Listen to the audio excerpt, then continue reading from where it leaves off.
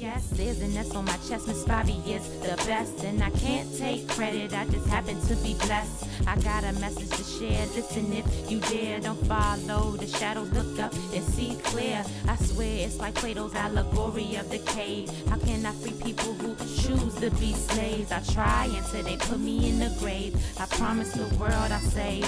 The world I save. I'm at one with the universe, the world is mine. I'm focused on my grind, I'm focused on the climb up the mountain of success. Love and no stress is written in the stars, prophesy. Thank you for tuning in to another episode of the Rising Spivey Show. I'm Shanelle Spivey, your host. Today I have 3 guests for you, 2 different organizations, companies that you really need to know about. Our first guests are Sam and Courtney from FLYE, Future Leaders and Young Entrepreneurs. And later in the show, we're going to talk to Greg Harris from Eco Clean Cars. But for right now, let's welcome Sam and Courtney. How are you all doing today? Thank you for coming on such short notice. Oh, thank you No problem at all. So tell us about Future Leaders and Young Entrepreneurs. Tell us how this even started. Yeah, so I met Courtney at LA Fitness in September, less than a year ago. In the middle of me maxing out on the bench press, 375, we just started I know. we just started talking about, what we're doing in life now. We actually went to high school together, Eleanor Roosevelt High School in Greenbelt, Maryland, over 10 years ago. So we just, recapping over what we've done the last 10 years, and we just had the same interest on empowering minority males into becoming successful. So that conversation led us to meeting at a Starbucks a couple days later, and now we're here. Yeah. Now, how in that conversation you guys are doing your reps, just sweat and a lot of testosterone happening. And so when that's going on, how do you strike up a conversation as important as starting an organization as you all have? And it's an interesting point there because from our perspective, it wasn't really something that we planned. We just kind of fell into it. So it was, in my opinion, a culmination of 2 dreams that we separately had that just had the perfect timing of coming together. Let's talk about those 2 different dreams. What's your background first? So my background is in consultative sales and in professional development.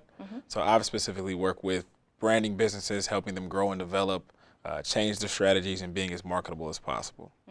And Sam? My background is a project manager. I've managed multiple different projects, multi-million-dollar projects in the healthcare and business sector, as well as government. So how have you all's backgrounds been instrumental with FLYE? For us, it's kind of the lifeblood of where we get what we need to go, teach the young men. Sam's background in project management, as well as having a master's degree in entrepreneurship. My background specifically in professional development, marketing, networking, being able to take an idea and formulate it into something tangible. Bringing those 2 things together, you really can teach anything that you want from a business perspective. So we can teach you how to start a business, how to run one, how to effectively market one, how to turn an idea into reality. Whatever's necessary, we have kind of that background skill set to make it happen. Right. I definitely believe our skills complement each other. Absolutely. His strengths are more like my weaknesses, my strengths are more like his weaknesses. So, we just gel together and, we form a great team. So, okay, now we know how FLYE started. We know who are the founders of FLYE. So now tell us more about the organization and what you do. Oh, man. So FLYE's specific mission is to equip minority males with the knowledge, skills, and ability to succeed in any arena of life through impactful programs. And what we mean by impactful programs is basically giving these kids access to different avenues to success that they normally don't see. So on an average basis, if you're a high school athlete or just a young high school male, especially a minority, the range of what you see on a daily basis can be fairly limited. It's our design to open that range. And what do you mean by the limited range? Absolutely. Talking about like what they see maybe on television or give me an example. The images that are projected to them through television, Instagram, Twitter, social media, but also what they're seeing on their regular basis in the school system, what they're seeing at home, what they have access to. For example, if you look at certain communities, you may, spend your summers interning at your dad's dentist office or helping him do accounting work in his firm. Most of the young minority males are out there just trying to do something for the summertime or do something with their time. And our goal is to show them what these other kids are seeing on a regular basis. So bringing them doctors, lawyers, ex-NFL athletes, current NFL athletes, individuals that have gone on to start successful businesses that came from where they come from now, to show them that it's not only possible, but it's exactly, yes, very much possible for them to take that same route based on the same situations that they've come from. So give us an example. Now, how many students or young men do you all work with? We have about 40 something, 35, 40? Yeah, right now we're in between 35 and 40 young men. It's actually the football team at Eleanor Roosevelt High School. So, just being a former athlete, Cordy and I. Did you all both play football? Football and track. Yeah. So just being a former athlete, you're worried about school, you're worried about getting better on the field. There's not enough time that you learn how to become a better man. So that's the main thing that we're doing. The football coaches, of course they're teaching them the X's and O's, but they're not teaching them how to tie a tie, how to prepare for an interview, how to perform an elevator pitch, how to speak in front of people. So these are things that we're teaching them, things that they're not learning in a classroom setting. We're going to take a short break, and when we get back, we're going to learn more about how you all do this. What is the process, and if there are other young men that are interested, how they can join the program. Awesome. All right. All right, so we'll be right back. Stay tuned. Damon Jones is an educator, author, and entrepreneur. Through his nonprofit organization, STEAM America, he is on a mission to create new learning models for young people that incorporate the principles of STEAM education and the Maker Movement. Visit STEAM America online at steam-america.org. In the studio with the FLYE guys, and I'm sure there are probably some young brothers listening right now that's saying, I want to be a part of that organization. Can they? Well, right now we are just trying to make sure our program is strong and we can make it scalable to expand to other schools. So right now we're just focusing on the young men at Eleanor Roosevelt High School. However, once we complete this program and go back to the drawing board and come up with a game plan, we plan on expanding. However, we do host several events throughout the year where several different kids from different schools and around the Maryland, D.C. area can attend. Well, tell us about the events. What are they like? What does that mean? Yeah, so from our perspective, again, it's all being about access, right? So our goal is to have these kids experience as many different things as we possibly can. So everything from taking them to a basketball game, but doing it with certain entrepreneurs that we know so they can have conversations. Doing a sit-down dinner with a panel of entrepreneurs that they can ask questions to and get some feedback.